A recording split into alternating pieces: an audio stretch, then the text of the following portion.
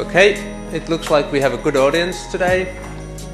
Ladies and gentlemen, welcome to the session on AAA federations, the first of the two AAA sessions today. In this session we will hear about advances in federated identities across organizational, national and international borders. Let me introduce to you the first speaker, Dr. Ken Klingenstein, the Director of the Internet 2 Middleware and Security Areas and Chief Technologist at the University of Colorado. Ken will give us an update on AAI matters. Ken, please. Is this? Yes, thank you. So, I think the first thing is to note that the title in the program is not correct. It just says AAI in Europe, and while some people in the US might presume to speak for Europe, I don't. So this is the correct title. I live in ++. We have been graciously admitted into the EU along with all other countries. Thank you. And so I will be talking more about what's happening in the US and other places than in Europe, and then Mikhail will be talking about some more of the European stuff. So I want to just begin by talking about what and why on AAI. Some of the basic terms that, in case you haven't been following this closely or living in, breathing this the way some of us do. And then I'll talk about what's happening in Europe just in one slide, in the US in several slides, some other international activities. And I'm going to close with what's been easy and what's been hard, what have we learned along the way, and then what remains to be done. And I notice there's many fellow travelers in the audience, so keep me honest. So in AAI, notice the other A, the A of AAA has gone away. Well, we never agreed on whether that was accounting or auditing anyway, so we'll come back and talk about that a little bit. But so it's an authentication and authorization, and most hard of all, infrastructure. I want to just talk a little bit about how this compares to PKI, because many of you are from PKI land, and a little bit about how it relates to virtual organizations and e-science, because one of our major goals in developing this is to support collaboration of science across boundaries, much as is the theme here in Terrainer. The links to the NRENs, I won't talk about this much, but if you're ever going to do management of bandwidth, you're going to need an AAI. If you're going to manage security, in particular, trying to manage transparency in the network, where with firewalls, stop applications. Several of us think that in a few years down the road, the way we will approach that is through something called trust-mediated transparency, where based upon who you are, the path you are given and the ports that are open on that path will be determined. That's a research project, but that's a goal. And then conservation of organizations. I think many of us would like to keep as few organizations in the world as possible. NRENs exist. Why don't you do trust as well? And in fact, that's what's happening. So the infrastructure, we all distinguish authentication from authorization. I'm not going to go through that. I think that's got, when we started this business 6 or 7 years ago, it was a real point of confusion, but now most people seem to get it. We take authorization to meaning a lot of things. So it better cover scientific organizations and supercomputer access, access to digital content. And even because we deal with infrastructure, we'd like authorization to figure out whether you can get into that parking space or not, which is the only important thing in the US. Infrastructure means reliable, robust, ubiquitous, everywhere service. That's really hard. So we're starting initially to the R&E communities, but we think this has applicability. This federated model is being picked up by other market sectors like banking and like pharmaceuticals. And we're doing this very nationally in character because we're talking about security and privacy, and those tend to have strong national contexts. But we want to the virtual organizations we want to serve are multinational. And so that, like out of CERN or out of any of the energy sites, and so that's a challenge. And infrastructure can be central, hierarchical, or federated. And we're talking today about the federated enterprise-centric. So I'm not going to talk much about the background again, but the key issues, when you're talking about authentication, what comes up is, how did we establish who you are in the first place? How did we get the trusted credential to you? How do you do your repeated act of authentication? And privacy and secrecy around your identity. Those are the issues we talk about all the time. In authorization, the issues we talk about are a lot about permission to use the resource, delegation, because you frequently want to delegate that permission. Sometimes we talk about prerequisites. You can't use this authority until you have this training. We talk about expiration dates, and we talk about audit, and again, we talk about privacy. In infrastructure, when we get together, we talk about making this everywhere, robust. We wanted to support a wide range of needs. That's what infrastructure is about, is that it's not a niche. And funding. Nobody wants to pay for infrastructure. So those are the issues we talk about a lot when we get together on that. Any questions on that? Okay. So in the typical hierarchical model, there's a top-level issuing authority that controls, I'll use LOA a lot, level of assurance. How sure are we that when you authenticate, we really have you? The top level also controls namespace and profiles, and then you create subordinate CAAs. And this is the classic PKI model. It turns out that when we first started crossing the ocean to talk to each other, we were talking about PKI. We very seldom talk about PKI right now. National PKIs have not emerged by and large, just one or two places. And they seldom delegate it down to our campuses, which is what we really care about. There is PKI operational today in a number of projects. In the grid space, it typically uses its own private hierarchy.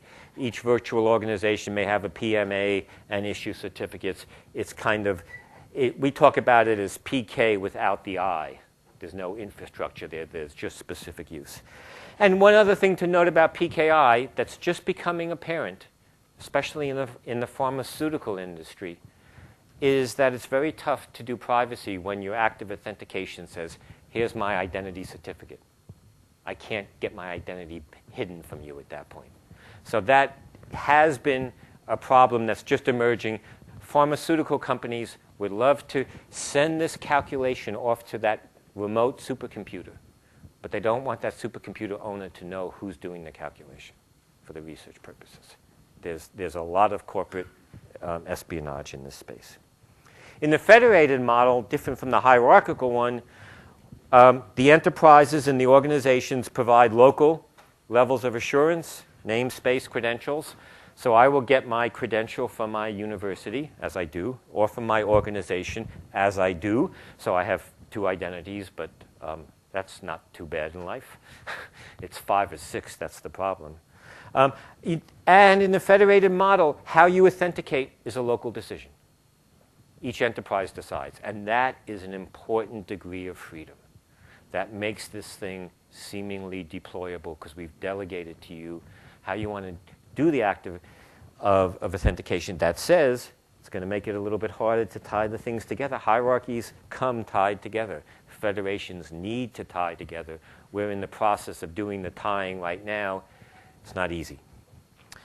So I would mention in particular two-factor authentication, so that you use a username and password, and then the second factor, that's a challenge response card or a smart card on a certificate on a smart card or on a dongle. I believe two-factor authentication is going to be a very important niche in our community for many of the terrifying reasons that Bob talked about. Enterprises within a vertical sector federate to coordinate this stuff. We're doing that now in lots of countries. I should mention that internal federations have been discovered in large companies. We have a company in the United States, Johnson & Johnson, 200 subsidiaries. They buy them and sell them left and right. When you buy a subsidiary, you're not going to rip out their directory infrastructure in their namespace. You're going to federate between units. So there's a business case that we did not know about. And in fact, even on campuses, your medical school might be autonomous from the rest of campus in namespace, LOA, et cetera. So internal federations are a very interesting and useful case. And now, notice that I am changing the definition of privacy in this. And this is key. Privacy used to mean no one knew what you did. Now it means no one who should not know knows what you did. And what that means is that you now have your enterprise acting in a way as a broker to release attributes. And so your enterprise knows where you're going. Your enterprise knows what it's releasing as attributes, but the far sites don't. And your enterprise, you assume, is going to protect you. You assume. We can come back to that.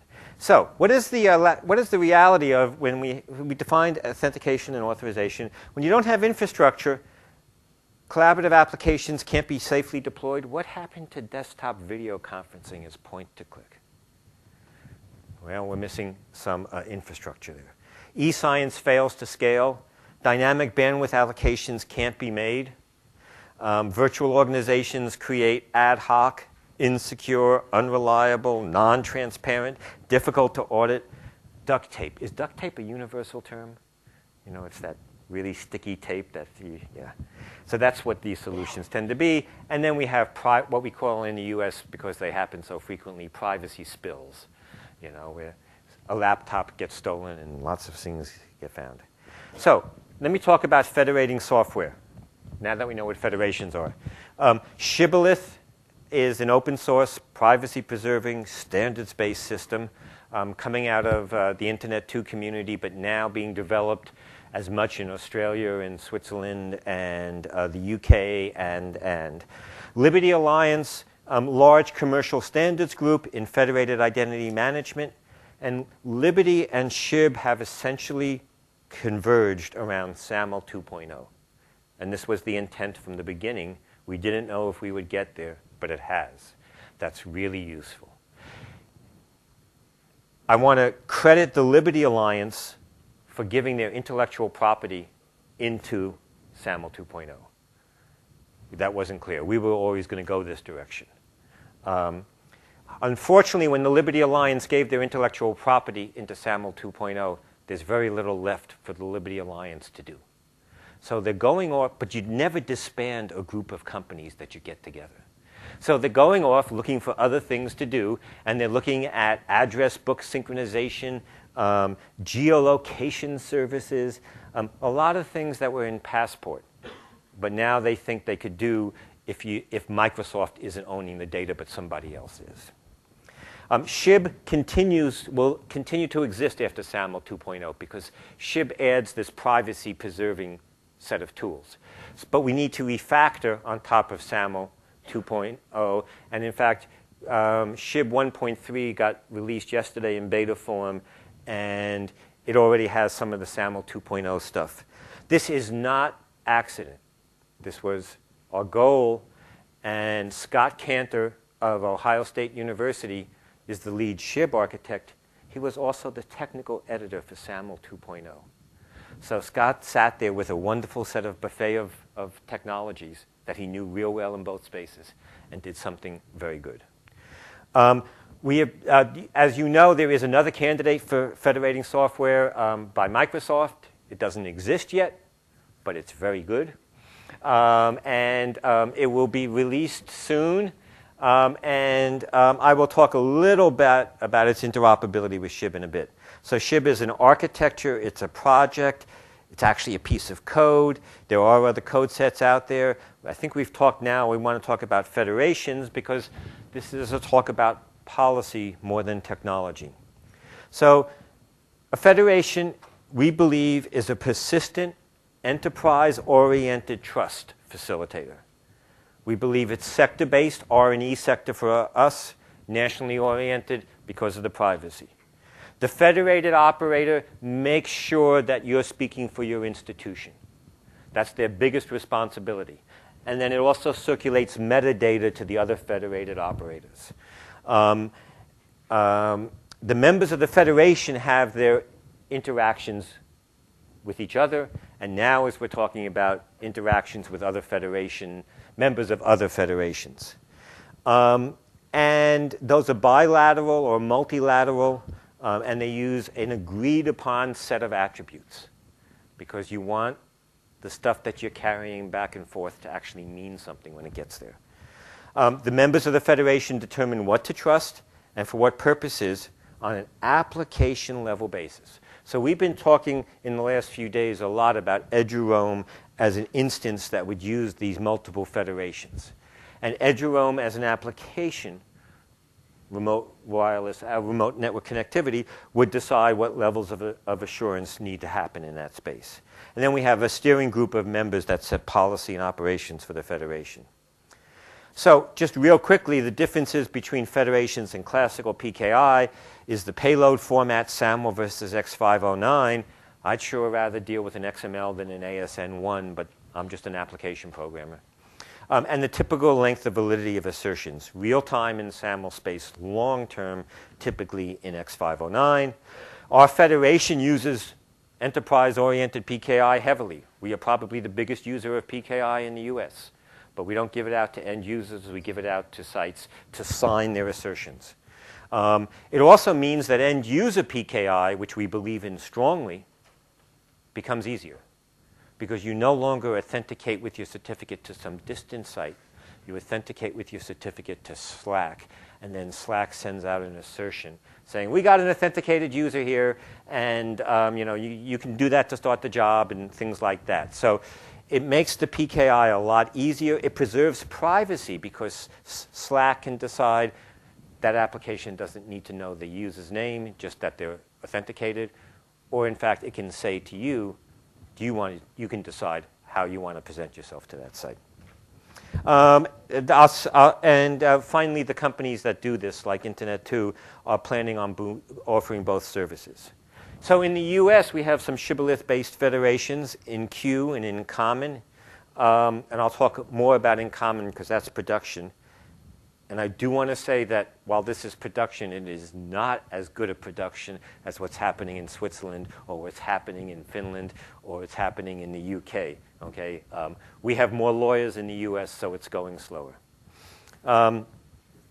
State and federal system federations are beginning. Internationally, here's some of the countries that are moving on this stuff, and we have a League of Federations that we've been talking about a lot in the last 2 days. So here's what InCommon does.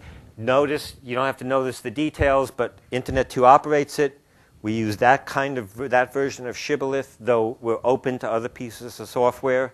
We already know what the data we want to exchange is right now. We have some approaches to how we correlate levels of trust, and we're now up to 18 members. And waiting in line is about 150 to 200 schools that we want to get this right, and then we'll open up the doors. How quickly they'll come in, I don't know, because they have issues about what they need to do locally. And that's a list of the members in the US. Notice Elsevier. Now, as far as I know, Elsevier is not housed in the US. So one of the interesting early issues that the League of Federations needs to deal with is in these companies that serve multiple federations around the world, how do we want to handle that? Do they have to join every federation, et cetera? Nothing impossible, but we have to work through it. People are using it today to acquire content, including music, legally, working with outsourced service providers, interinstitutional collaborations, and then as you see in parentheses, that's some of the places we want this to go. We want InCommon to be the basis for eduroam in the US, for example, the trust piece of this. We have pricing for cost recovery, and we want to, there's one or two stress points in this picture. And the stress points typically revolve around the units of privacy, because that also is how you control your release policies, how we control metadata. So we want to say, let's try to moderate that a little bit, not let it go wild. And so we have a fee that manages that piece as well, but it's $50 per year. So it's like SSL certs. In fact, it's priced exactly like SSL certs. And we want it to be used in that same context. This is cheap by US standards. I guess as the euro falls, this is getting more expensive by, and we have management. I won't go into this, but again, this is heavy lawyers. So Internet 2 operates InCommon, but InCommon is a separate company within Internet 2. That way, if InCommon does something really bad and gets sued, Internet 2 doesn't go down, just InCommon does, and then we have InCommon 2 and InCommon 3 until we get this right. I won't go through all the trust pieces, but this is what we spend most of our time on. So what's been easy in InCommon is agreeing on the attributes we were going to exchange, setting up the federation, even operating it. It's a lightweight activity. The metadata goes out once a day, but you can pull it down more frequently if you'd like to. And selling the value has been pretty easy too. What's hard, and this is going to really be hard, is application developers need to think about life with federated identity. They're going to have to rethink how they've structured their problem. They used to have all the plumbing inside. Now we're running plumbing to their application. We're saying, rip out your ad hoc plumbing. The infrastructure has finally arrived. That turns out for most application developers, they never want to go back to their old code. They never want to rethink. That said, this is going to be a set of seminars that the Gartner Group will be offering, or KPMG in a while, how to train your application developers to think in federated identity. Handling indemnification. It is the lawyer issue in all of this stuff. Who can be sued for what goes wrong? This is only with the federated operator. This is only with Internet 2. And then finding the scalable paths for the LOA components. I'll come back and talk about that if I have time. So recently, about 8 months ago, we talked to the federal government, and they got very interested in this stuff. And there is a federal effort, you can see that URL down there, that is driving a federal e-authentication effort in the US. It leverages lots of standards from NIST, and they are forming a federation among the federal agencies. That is not something that they naturally do. Each of the agencies in the US is an independent government in and of itself, and for them to work together is new and not easy. And we are planning on peering with them. If you come from the network level of life, these are autonomous systems, and somewhere in here there's BGP. We had our first paper written about how we do peering. So let me skip over some of this stuff, except here's the new work that we're starting, and some of this is strange. We're telling the federal government how to use SAML 2.0. We're going to recommend it. We're also building a US person object class, and we're helping the federal government to form a federation, and we're doing a draft approach on how we do peering. So US person is going to be initially focused on citizen-agency interactions. It's extensible architecture. We're going to have a UML model with various bindings to LDAP and XML, intended for use by people. AOL and Microsoft Network and other ISPs can become IDSPs and do identity management for you as well. And we think that's what may happen. Banks may do identity management for you. It's not clear. But if you're an identity service provider, we're trying to support a US citizen in their interactions with the government, you'll take this object class, you'll install it, you get attributes in it, etc. What kinds of attributes could sit in here? Well, we've only identified one or two, because this could be very toxic stuff. But it turns out your citizenship is not in any standard object class today. And it is a very reasonable thing for the government to ask, are you a citizen before providing services? Date of birth is another one. We're talking about some learning disability stuff to put in here, but we're going to get out of the business really soon because it's going to, people are going to be asking for object classes all over. WACOW stands for what a can of worms. I don't know how that translates to other countries, but this is a nightmare. We want to get them started right, and then we want to get out of the business. We're pairing now with the federal government, Fed as we call it. You need to map levels of assurance. You need to map the attributes from one federation to another. You need to map the, you need to coordinate something about SAML and PKI. There's some policies we're going to need to coordinate as well.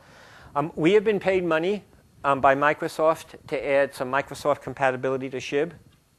In fact, we are getting pressured by Microsoft to deliver this real soon because the users say, we don't want your stuff until it works with SHIB. We're surprised.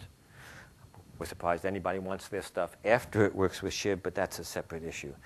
I won't go into all the detail on that. Last set of topics, International Federation meeting. A number of us got together in Upper Slaughter in England in October to talk about how we would do federation to federation work internationally. The meeting we called Leading Trust to Slaughter. If you've never seen Slaughter, that's what Slaughter looked like.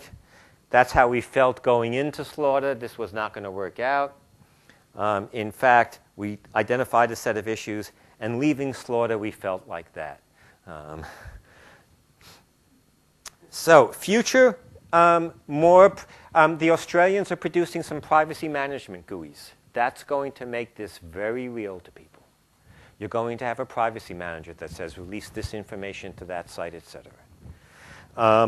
Widespread deployment of federating software, I think, is going to happen. We talked about the application developers to think federated. We need to develop consistency on standards in levels of authentication.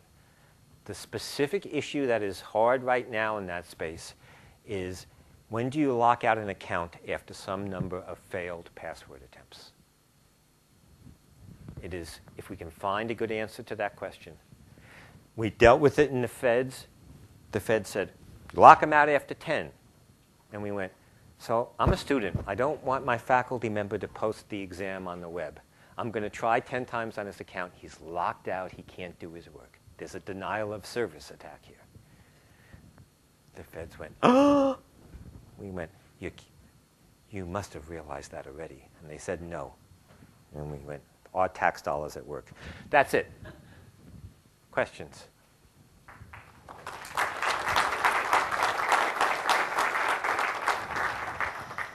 Thanks a lot, Ken. Any questions? I think we have time for one at least. There. Please wait for the microphone as this is being broadcast over the internet and archived.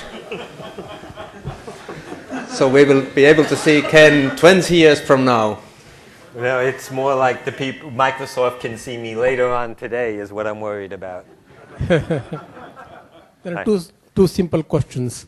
The PKI and IKE together, it exists since long now, almost 15, 20 years as standards, products are available, but we never see in the real usage. There is one you should comment on. Other thing actually is the security and privacy. We always talk of the identity management, but at the same time, the lawful interception of the person is an important issue of security. So how do you combine this lawful interception of the privacy? At the same time, I want the privacy, but as a government, they don't need a privacy of me. They would like to intercept me if I do something wrong. They would always suspect me.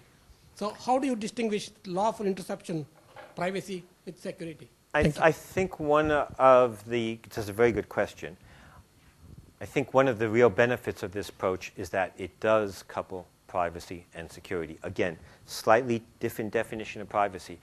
If the federal government wants to find out something wrong that you did, they can do a lawful intercept by taking a subpoena and applying it to the identity service provider, your enterprise, and they can get that information. So there is privacy except under subpoena. If you're looking for a business opportunity, writing software that can grep through these log files to respond to subpoenas is going to be a a good business. But we have privacy, and then the subpoena come in. So think about my identity. As I said, I get identity from my university. I will probably have my home identity, which I may get from a bank. And then I'm going to have my Swiss identity, which I'll get from a Swiss bank.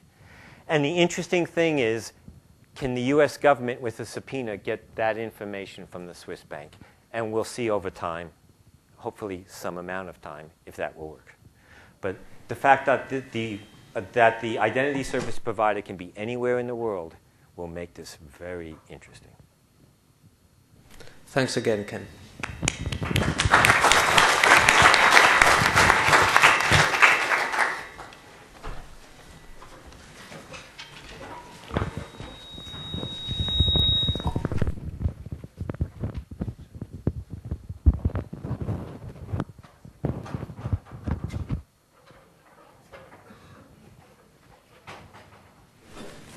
Next, we will hear from Mr. Mikael Lindén, who works for the Finnish National Research and Education Network, FUNET, as the coordinator of the national AA infrastructure. He will describe how the Finnish Federation is organized and how privacy issues have also been taken account.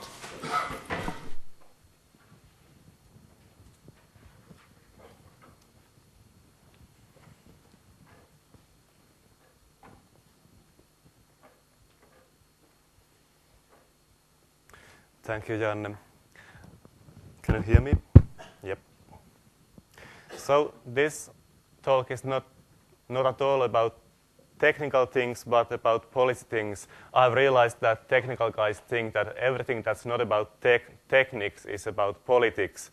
And to be more specific, this talk is about how we have organized our federation in Finland and how we have tackled the data protection directive implications to our federation and what kind of implications the federation has to institutional identity management systems. Some background. In Finland we have 20 universities and 29 polytechnics, and all of them are public institutions. We have about 300,000 students and 40,000 employees in the institutions. The population of Finland is about 5 million. CSC is the Finnish IT Center for Science. We are a non-profit company owned by the Ministry of Education, and our mission is to provide national IT infrastructure for Finnish higher education.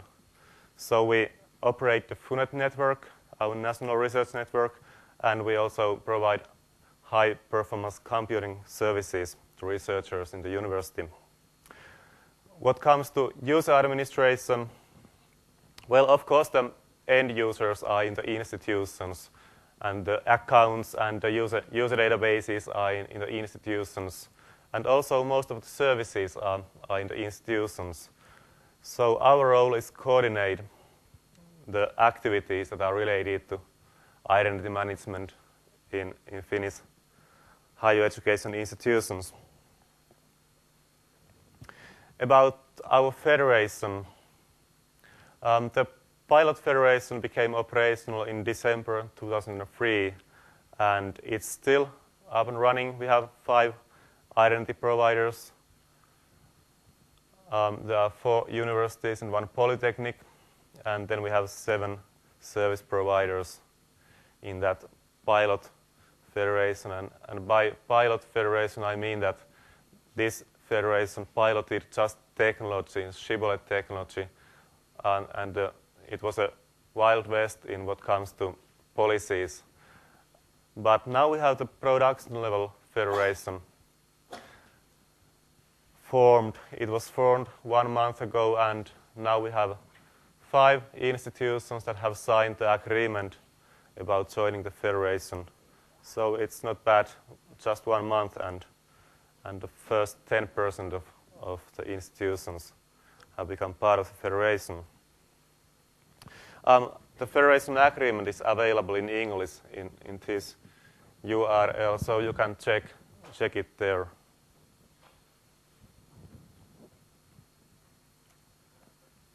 What kind of services we are having or we are expecting to have in our federation? Well, here we have 4 categories for the services. The one is libraries. In Finland, the university libraries have very much cooperations. They have actually 2 consortiums. One is for negotiating the contracts with licenses for electronic publications. And this consortium is running a portal. Its name is Nelli portal, and is based on well-known product Metalib. And also the library management system, the system that keeps record on individuals' loans and so on, it has a web interface for the library patrons, and we are going to Shibboleth that. And then all the content providers all around the world, like Elsevier, that Ken already mentioned. E-learning, different kind of learning management systems and supportive tools for e-learning.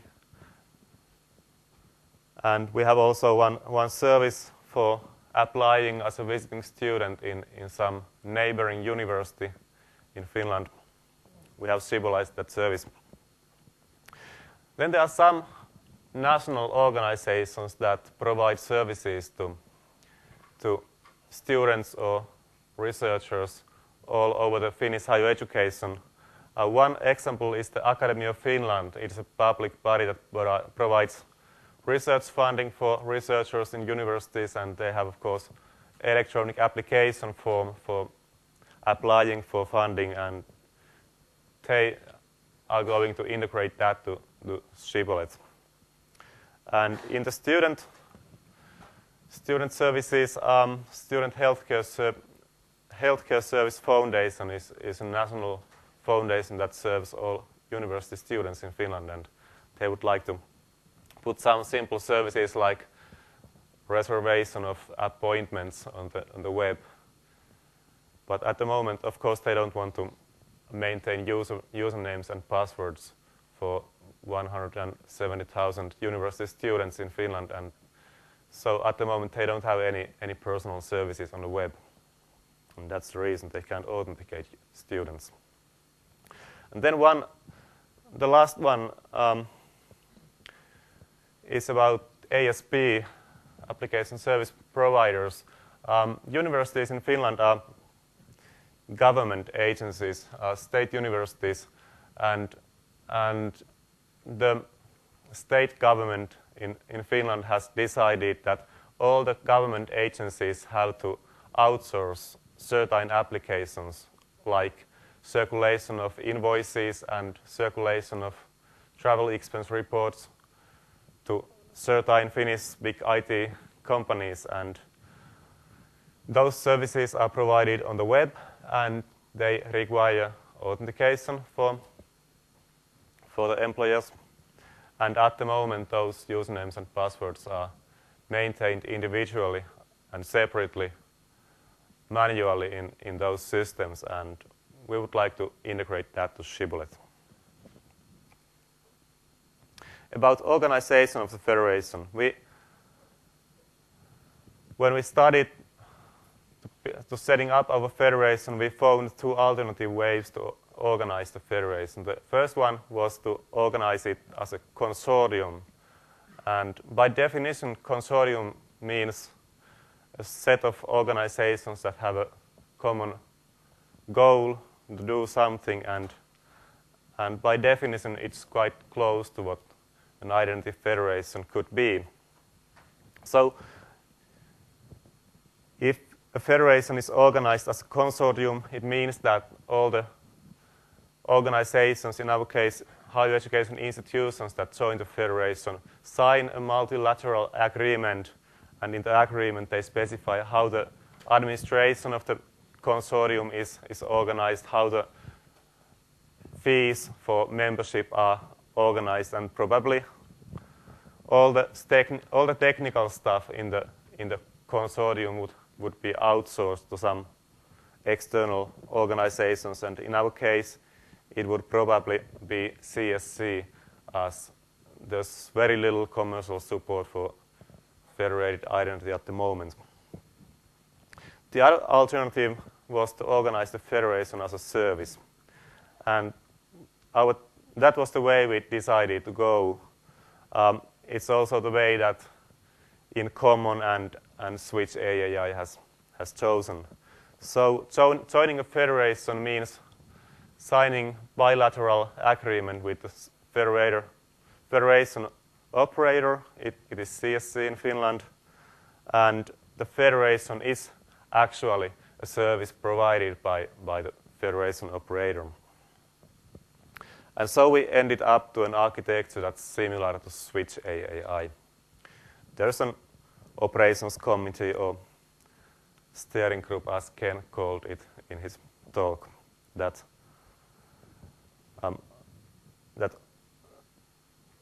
operates and gives guidance how the federation policy should be formed and so on. And we have the higher education institutions are members in the federation, and we also may have partners in the federation like Elsevier and this kind of institutions that are not higher education institutions but are providing services to them. So that was about organization, and the next topic is about data protection directive. We have studied the data protection directive carefully when we have designed our policy, and this is what we have found. At first, some definitions. Personal data means any piece of information that relates to an identified or identifiable natural person. So, of course, name of an individual identifies him. But some plain role data, such as that this person is a student, it doesn't identify an individual, and so it's not considered as personal data. And processing of personal data means any operation. When the identity provider releases attributes about an individual, it's processing personal data. And when a service provider collects attributes about an individual, it may be personal data. It is personal data if it identifies, if the attributes relate to an identifiable individual. We found 3 requirements that especially say how we should take care about privacy in our federation. The first requirement is about compatibility of processing personal data. In Article 6, there's a requirement that in EU, personal data must be collected for specified purpose and not processed in a way that's incompatible with that purpose. Well, in Finland, the Universities Act and Polytechnics Act define the purpose of higher education institutions. It's roughly research and education, and so it causes that processing of personal data in Finnish higher education institutes must be for supporting research and education, because it's defined in the Universities and Polytechnics Act. So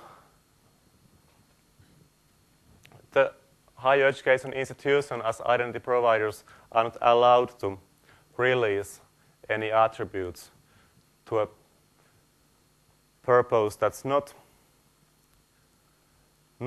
supporting research and education in higher education, and that means that we can only take those services to our federation that are supporting research and education, and that's written in our policy. Then the next requirement, relevance of attributes. According to the Data Protection Directive, only relevant attributes may be processed. And it means that both identity provider and service provider must take care that they release or collect attributes that are relevant for the service in question For example, learning management system, relevant attributes are perhaps name of the student and perhaps his mail address and so on. For reserving appointment times in the Student Healthcare Service Foundation, I could imagine that social security number is relevant attribute because social security numbers are used in healthcare services. But I can't imagine that social security number is relevant attribute for learning management system. There should be no reason to process SSN in the learning management system. And the way how we have organized that in Haka is that each federation member has an administrational contact, and this administrational contact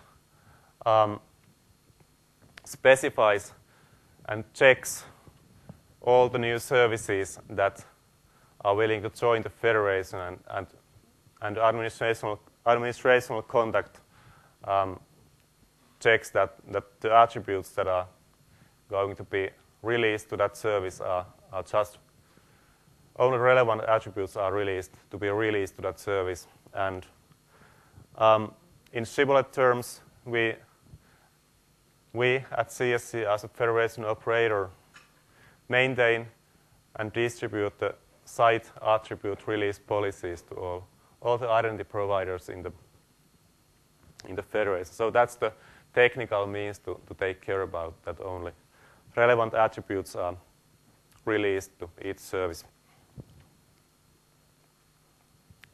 And the third one is user consent. So in the Data Protection Directive, the user consent is the basis for all processing of personal data. And in Article 11, it's also said that the data subject must be informed about processing her personal data if the identity provider is going to release some personal attributes to the service provider. And we have had discussion with the Finnish Data Protection Ombudsman, and he advised us that always ask the end user before releasing his attributes from an identity provider to service provider. And if and when you do that, you can also inform him about the attribute release that's going to happen. And we in Haka Federation we also provide the privacy policy of the service provider to the end user when the attribute release is going to take place.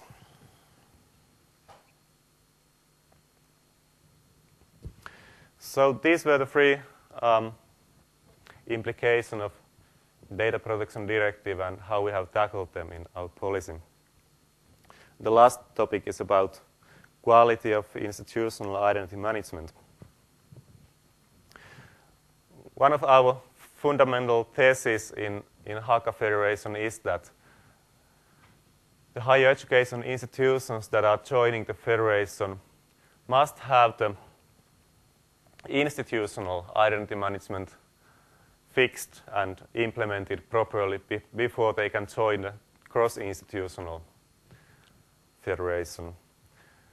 And it has become clear that a lot of universities and polytechnics in Finland have problems with the data quality in the institutional enterprise directory, and the reason is basically that there are no links between the student registry and the human resources registry inside that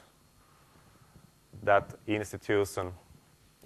I mean that changes don't flow from the student registry to the enterprise directory and from the human resources registry to the enterprise directory, and the outcome is that when a student graduates, it may take 1 year or 2 years before his accounts are closed in the enterprise directory. But on the other hand, the service providers are expecting that the attributes that the identity providers release, they are really up to date. And And that's the dilemma that we are going to solve in a way that we make it a requirement for identity providers joining the federation that only relevant, only up-to-date attributes are available from the identity providers, and the organizations joining the federation must do an internal self-audit before we at CSC as the federation operator can accept them to the federation as an identity provider. I think that was the last slide, and I also have written a paper. It's available in the conference website, so you can read the details there. Thank you.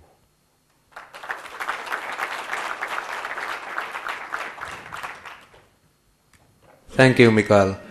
Any questions? I think we have plenty of time now.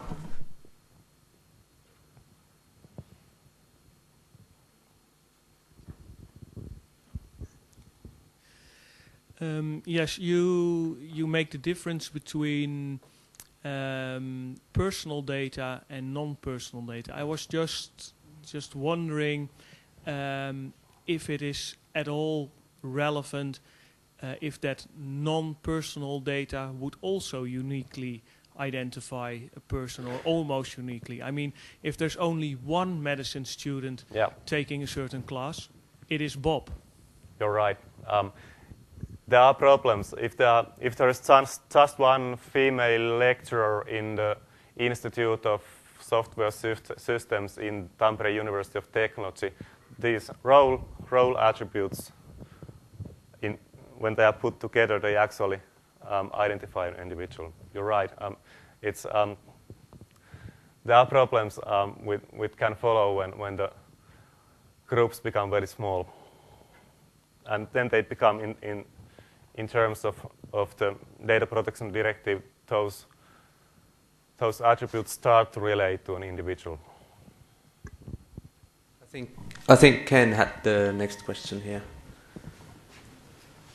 Oh, okay, the microphone is already up there with Ingrid. Okay, so Ingrid, please go ahead. You say the institutions provide a self-audit. Are there any guidelines or on what do they self-audit? Yeah, the guideline is that we have made an HTML template with instructions, and we ask issues like how you have linked your student registry to the enterprise directory, how you initially authenticate the new student or new employee when he enters the organization, and when the organization gives the username and password, and how many identities per user in practice. If someone is both student and a staff member, does he have one or two usernames?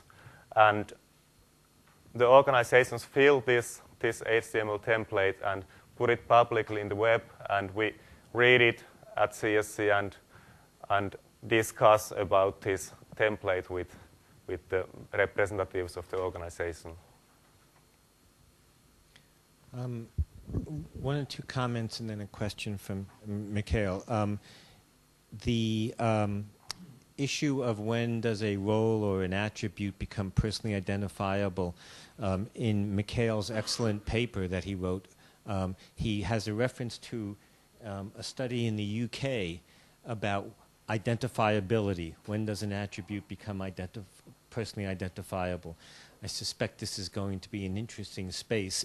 In the US, there is a rough rule of three, it's called.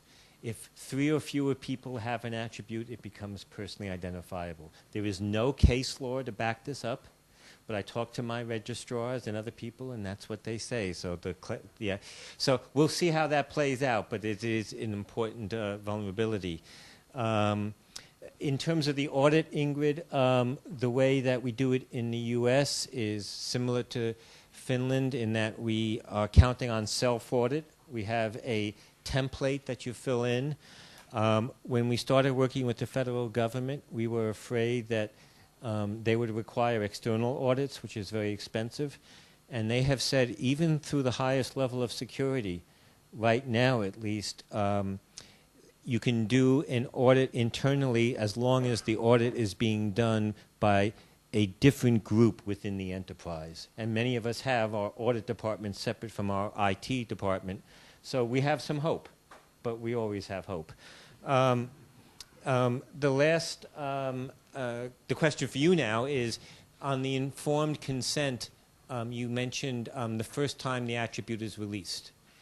Is that the first time each session or the first time ever? Because to help other people understand, we like sysadmins to set default release policies so that users, don't have to figure out, oh, Elsevier, what do we have to give them?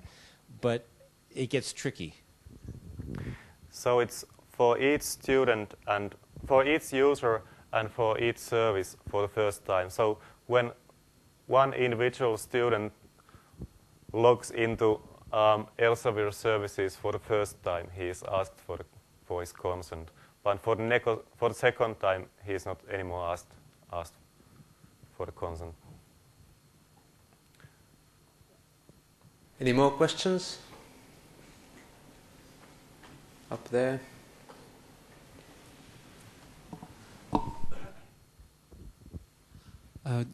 Do you have in your system a recovery mechanism for identity theft?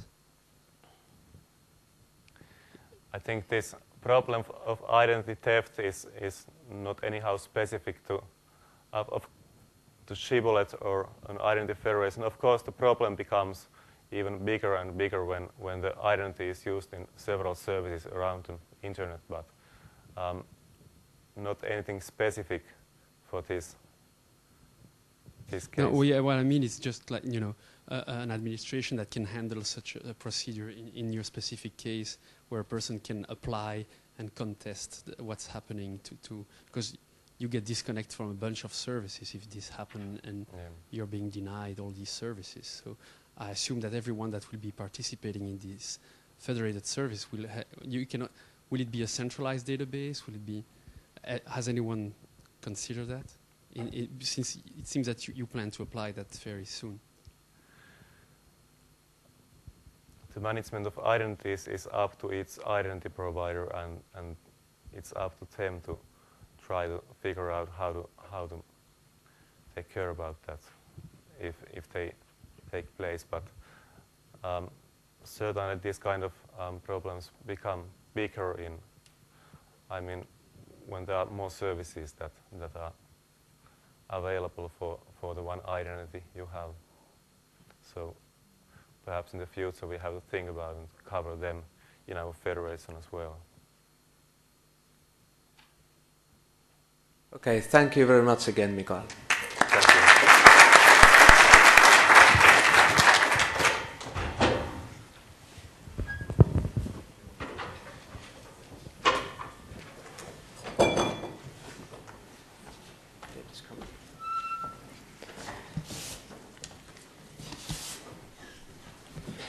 Next, I would like to introduce to you Dr. David Chadwick, Professor of Information Systems at the University of Kent in the UK. He will talk about integrating Shibboleth, which we heard about earlier, with PERMIS, an infrastructure for privilege management and authorization decision making.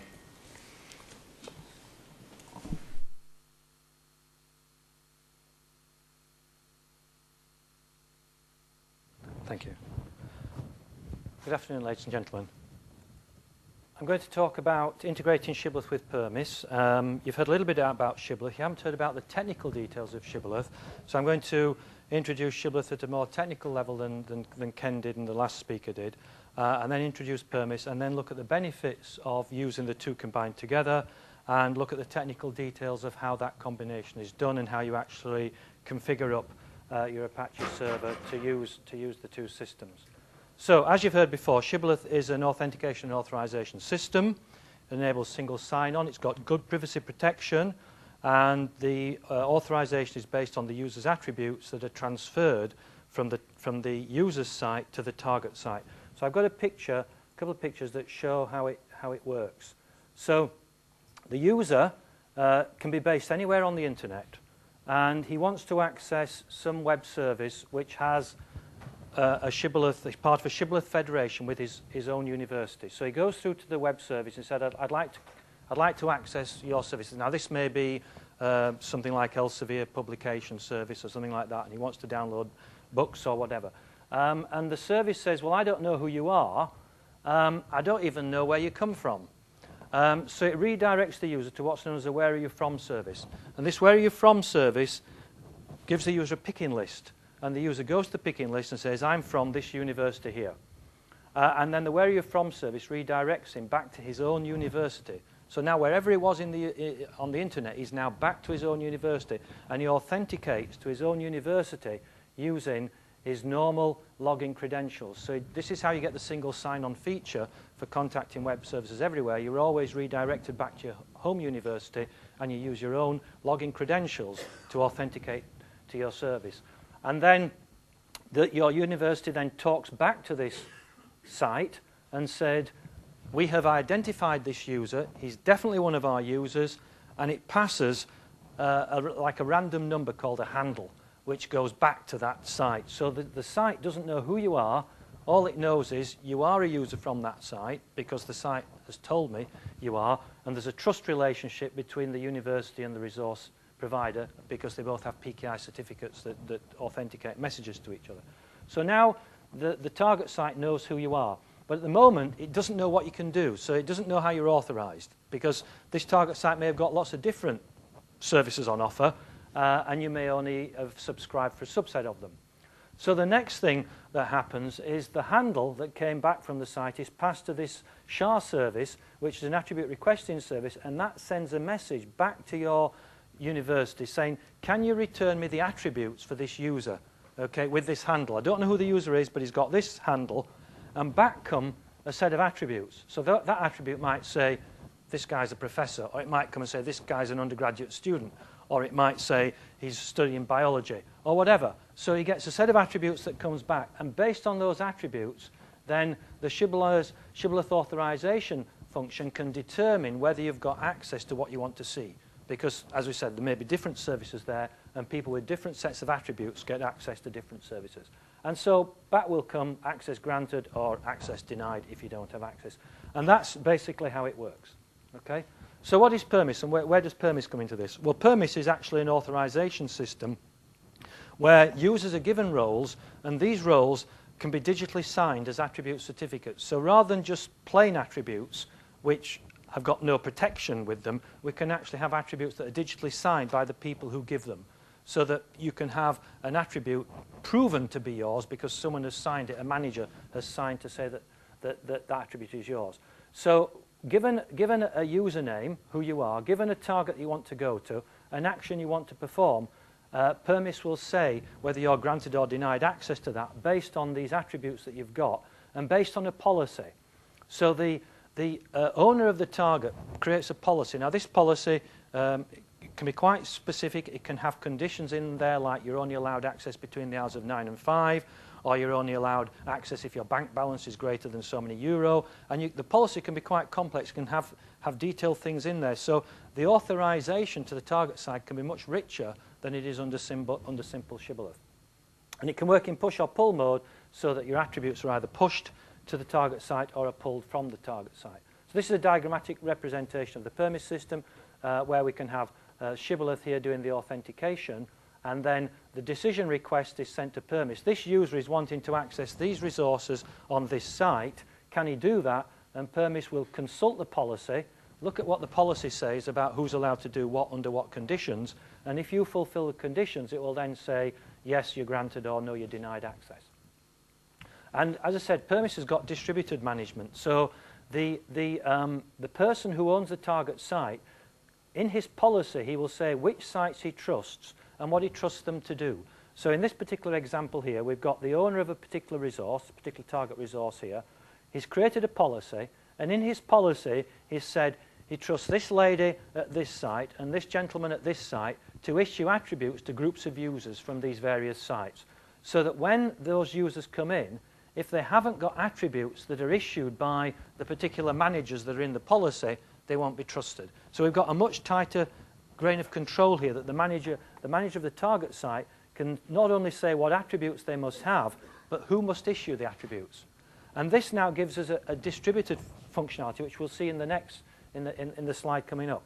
When he sets his policy, he can say the role assignment policy to say who is allowed to assign roles or attributes to who. So he's controlling the attributes that people have. In Shibboleth, you don't have that level of control to say which attributes people must have from and be assigned by whom. So you can actually say which attributes people must have and who's assigned them, and then which attributes they need in order to access which targets, plus the conditions that are attached to those target accesses, such as it's only between the hours of 9 and 5 or other things.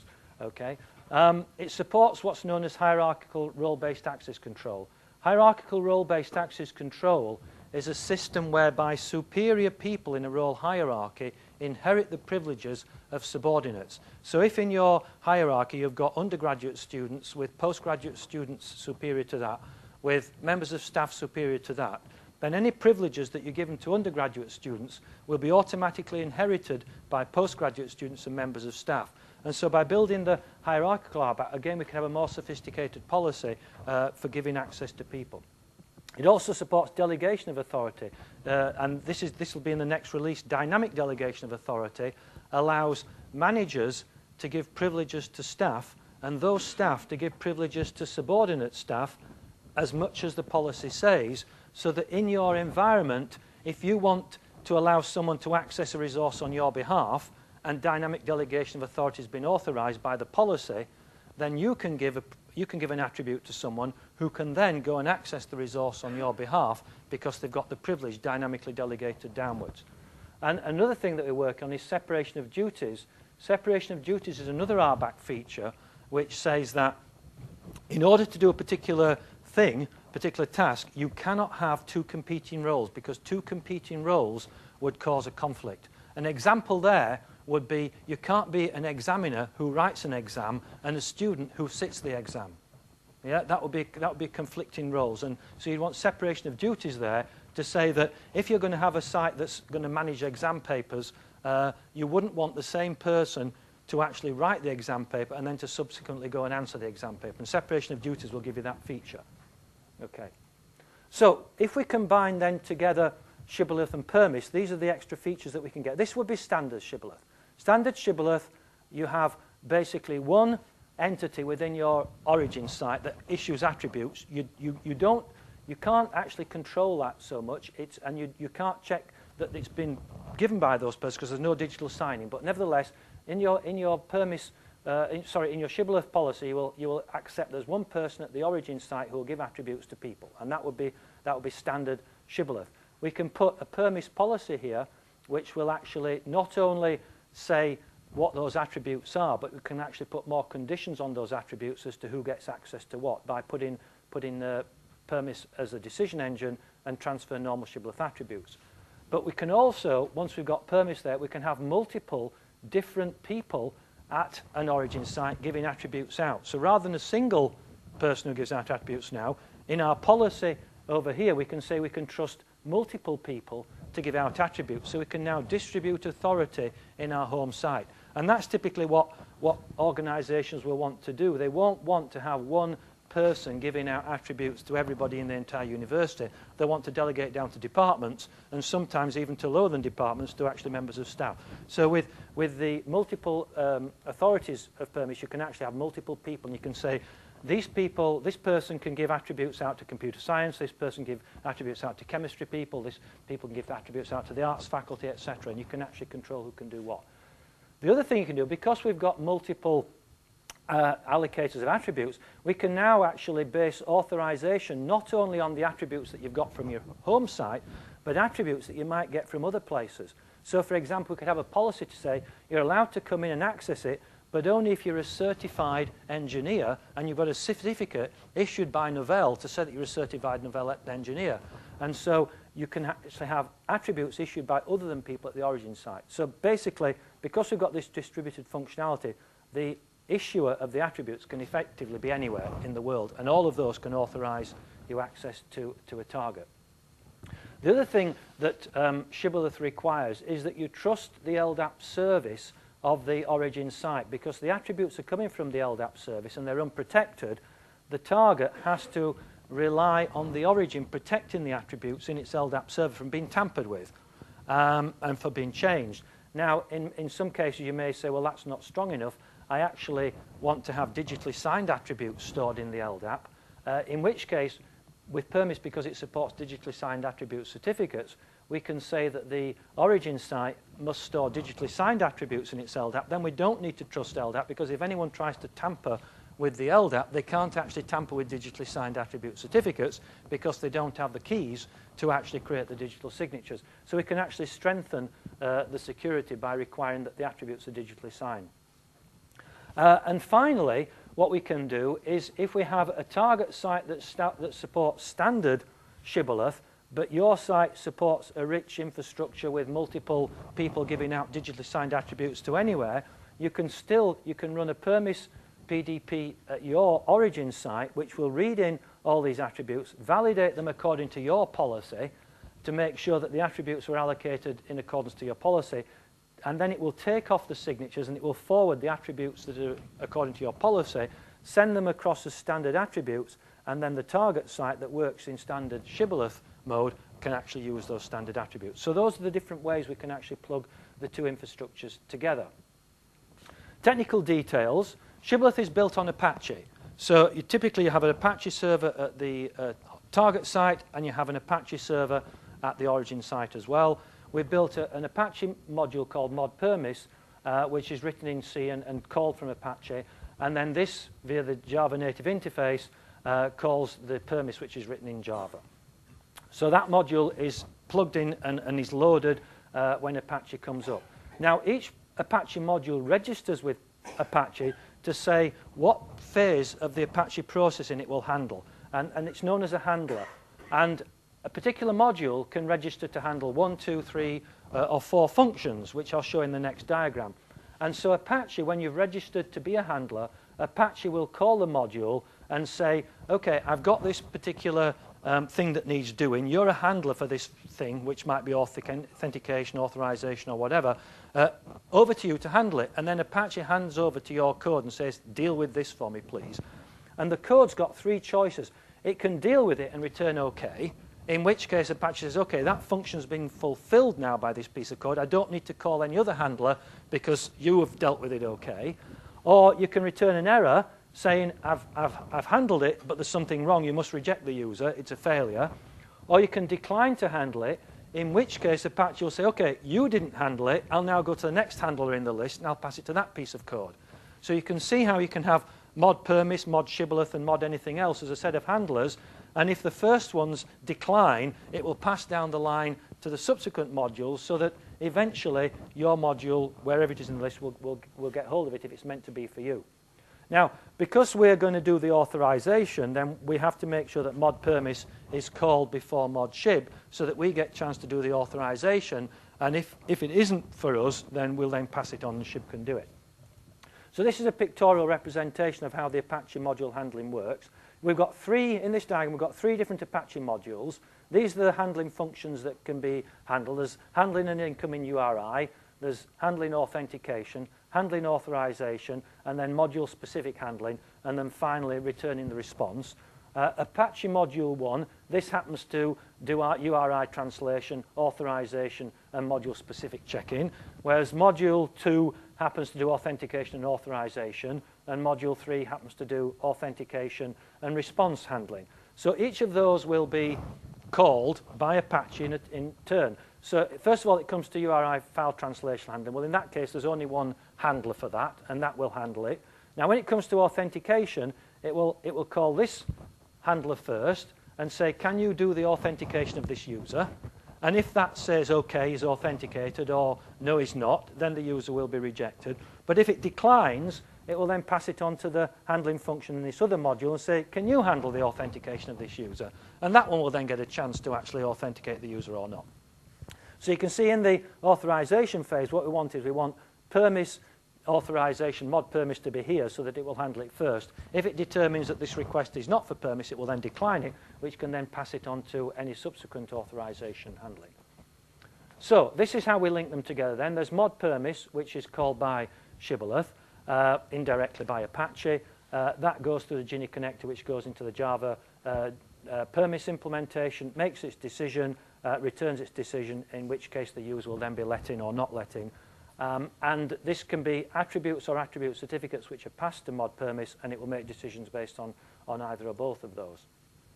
Now, it just so happened that after we'd done this, this project was actually designed to link Shibboleth with permis. It turned out that as a free side product, we actually can link Apache with permis without any Shibboleth in there at all, because Shibboleth uses Apache, and Shibboleth uses the Apache functions to be called out as handlers. Then if we don't have any Shibboleth there at all, we can just have Apache plug permis in and as a handler, and then Apache will call permis. So now we've got a mechanism to allow permis authorization to take place with Apache authentication. So you can use standard Apache authentication, and you can use permis authorization to say whether you get access to the particular resources or not.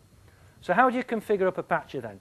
These are the commands that you put into Apache. You tell it to load the module mod permis, so that Apache knows to load that module. And when that module loads, it then tells it that it's a handler for the particular functions.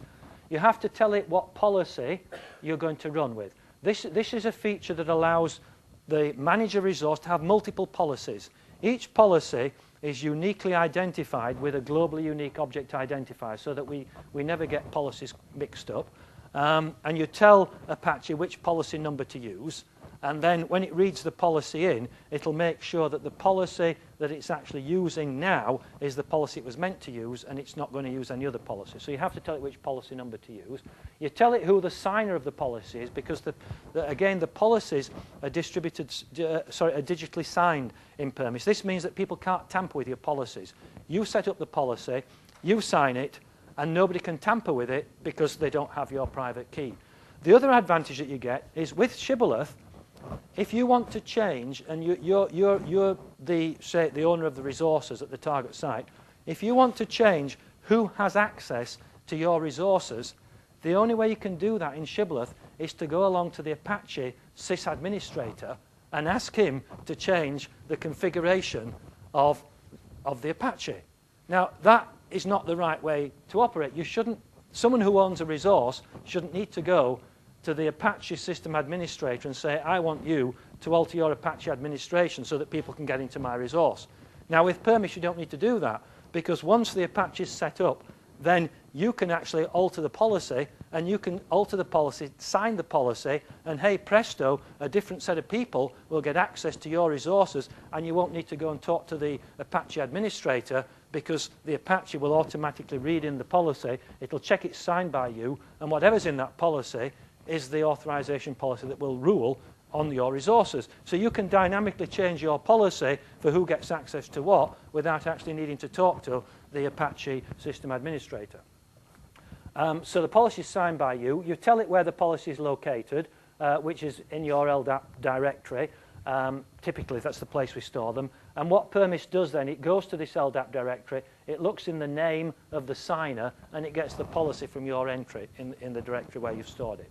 And then within the HTTP conf file again, you actually store permis authorization in each location that is protected by permis. So if you've got a Apache server that's protecting multiple websites, multiple different URLs, etc., and only one or two of them are to be protected by permis, then you'll actually put this permis authorization command in the appropriate location directive in the HTTP conf file and say this location is protected by permis, and then other locations can be protected by other mechanisms, and due to the way the handlers are called, permis will only answer granted or denied for the locations that are permis locations. Any other location, it will say, this is not my location, I am not protecting it, and it will actually refuse to handle it. And then Apache will handle it over to the next handler. Okay, there's also a debug directive that you can switch on for debugging information, and there's also pull mode directive, which can actually tell it to pull the attributes rather than the attributes are pushed to it. In normal Shibboleth mode, Shibboleth pushes the attributes. As we saw in the diagram, the attributes get pushed over. But Permis can optionally work in pull mode, and you can put a directive in there to say, I'm not going to be getting any attributes. I want you to go and fetch the attributes of the user and make decisions based on them. So that's the end of the presentation. Are there any questions about that?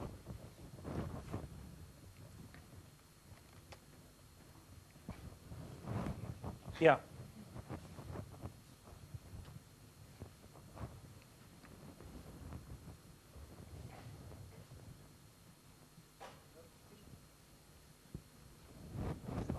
I have the token now. I was wondering if you could perhaps clarify how Permis rates or relates to other things like SPOC-P or Signet and Grouper that Internet 2 develops. Are they competitors? Can they talk to each other? Okay, yeah, sure, that's a good question. SPOC-P is similar to Permis in its functionality. The way its policy is created is very different. It uses S expressions for creating policies, whereas we use XML for creating policies, and we have a user-friendly GUI which allows managers to easily create policies. And I think it's a little bit more difficult to create policies for SPOC-P. Also, SPOC-P doesn't have a trust model worked out like we have, so that it's, shall we say, it's hackable insofar as things are not digitally signed and protected all the way. It doesn't have the concept of roots of trust and a full trust train, full trust path that goes through it. So it's not as secure as our system.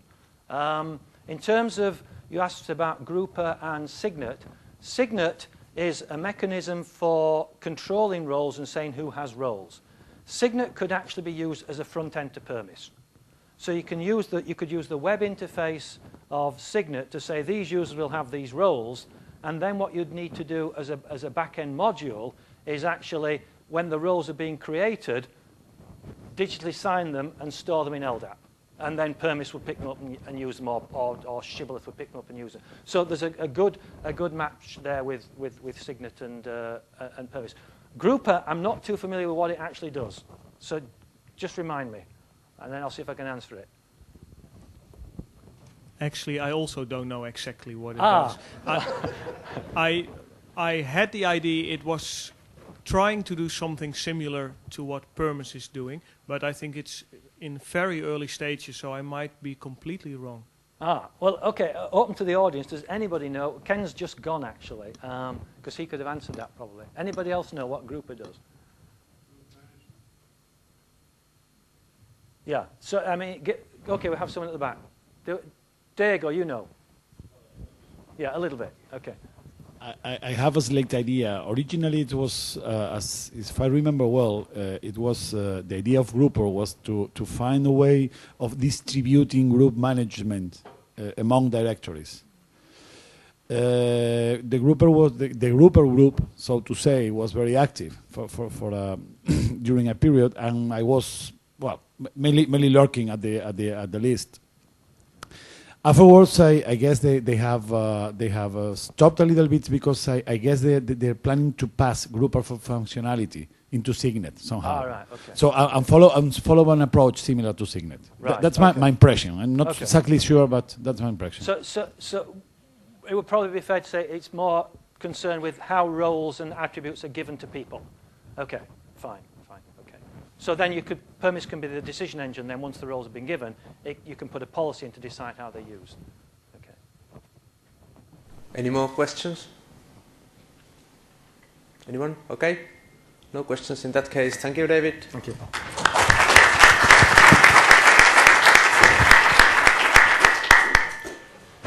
Thank you for the audience.